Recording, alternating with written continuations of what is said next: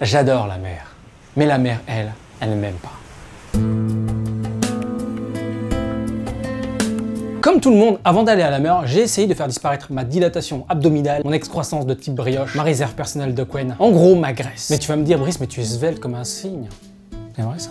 Allez, arrêtez, vous allez me faire rougir. Brice, tu es svelte comme un cygne. Ça se voit quand même que j'ai un physique de type maigrichon, contrairement à d'autres qui ont un physique de sumo tibétain. Ce qui est chiant quand tu es maigre, tu grossis principalement de deux endroits. Du bide et du visage. Personnellement, j'aurais préféré prendre au niveau des bras ou des pectoraux, tu vois. Donc avant d'aller à la mer, j'ai dû dégager Jean Robert. Oui, j'ai baptisé mon bourrelet Jean Robert. Du coup, je me suis posé la question, mais pourquoi on prend du poids d'ailleurs? Il y a plusieurs facteurs en fait. Tout d'abord, génétiquement, nous ne sommes pas égaux. Sur la base d'un plan alimentaire identique, certains d'entre nous prendront plus de poids que d'autres. Sur ce point, malheureusement, on ne choisit pas ses parents. Si je pouvais choisir, je prendrais Sangoku comme daron. Quand tu vois tout ce qu'il bouffe et comment il est taillé, ça fait rêver. Ensuite, on a tendance à le sous-estimer et notre état psychologique impacte énormément sur notre corps. Le stress et la dépression peuvent te faire perdre du poids, mais l'inverse est aussi possible. Parce que cela affecte notre façon de nous alimenter et de bouger. Moi, la veille des examens, je bouffais un sanglier minimum et une boîte d'Haribo. 3 boîtes de Kinder Bueno, je devenais un autre homme en quelques semaines. Pour les fumeurs, arrêter de fumer entraîne automatiquement une prise de poids. En fait, quand tu fumes un paquet de cigarettes par jour, tu brûles environ 200 kcal. Et la cigarette a aussi des effets coupe-faim. Donc si tu arrêtes, ton corps va chercher à compenser. Après, cramer ses poumons pour ne pas prendre du poids, c'est pas forcément une très bonne idée. Et si on suit cette logique, tu peux tout simplement mourir.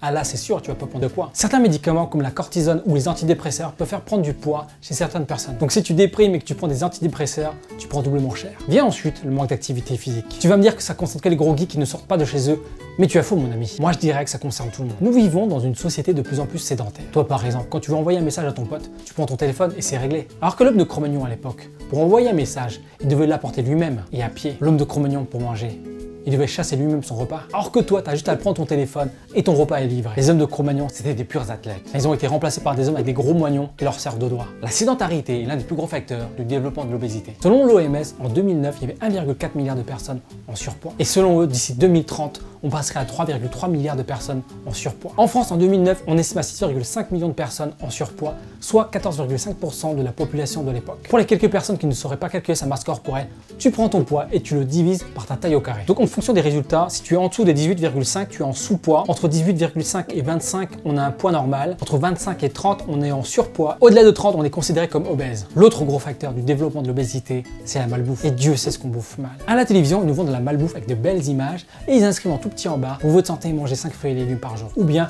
pratiquer une activité physique régulière. Moi personnellement, j'aurais mis en gros, pour votre santé, ne mangez pas ça. Il y a énormément de produits qu'on voit en publicité qui contiennent de l'huile de palme transformée. Essayez de trouver un médecin qui te conseille d'en consommer. Bon, maintenant qu'on connaît les causes principales de la prise de poids, qu'est-ce qu'on fait? Moi, j'ai fait appel à un pote, il s'appelle Alex Levent, il est coach sportif et nutritionniste. Du coup, il m'a concocté un programme alimentaire et sportif. Chez les mecs, notre réserve de graisse se trouve principalement au niveau du ventre. Chez vous, les filles, un peu partout. Ne vous inquiétez pas, c'est ce qu'on aime chez vous, les filles. Votre côté moelleux, comme les brioches pitch.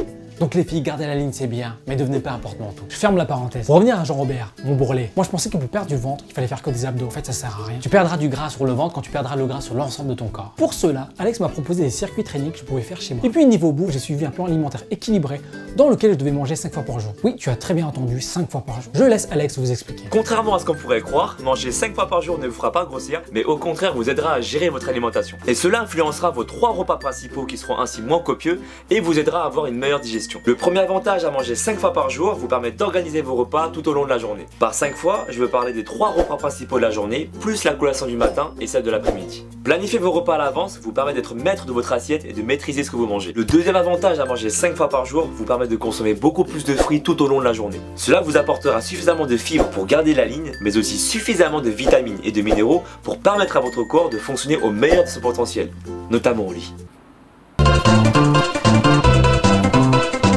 Alors je tiens à préciser, je suis passé de 1900 kcal par jour à 1900 kcal par jour avec ce programme alimentaire. En améliorant mon métabolisme et en mangeant autant mais différemment, j'ai perdu 5 kg en 10 semaines. Un bon régime, c'est 70% une bonne alimentation et 30% d'activité physique. L'objectif de cette vidéo est de te sensibiliser sur ta santé, avoir un indice de masse corporelle élevé, multiplie les risques d'avoir des complications physiques. Prends soin de ton corps et il te le rendra. Et si tu dois perdre du poids, fais-le pour toi et pour personne d'autre. Même si l'été est fini, il n'y a pas de raison de ne pas se remettre en forme. Dis-moi en commentaire si tu as prévu de te remettre au sport ou juste de faire attention à ce que tu manges. Merci à Alex de m'avoir concocté ce programme. Si tu as des questions par rapport à un programme alimentaire ou si tu veux avoir les mêmes abdos que lui, contacte-le via sa chaîne YouTube. Et si tu likes et tu partages cette vidéo, tu perdras 1 kg. Et si en plus tu t'abonnes à ma chaîne, tu perdras 2 kg. Ah, parfois Jean-Robert me manque.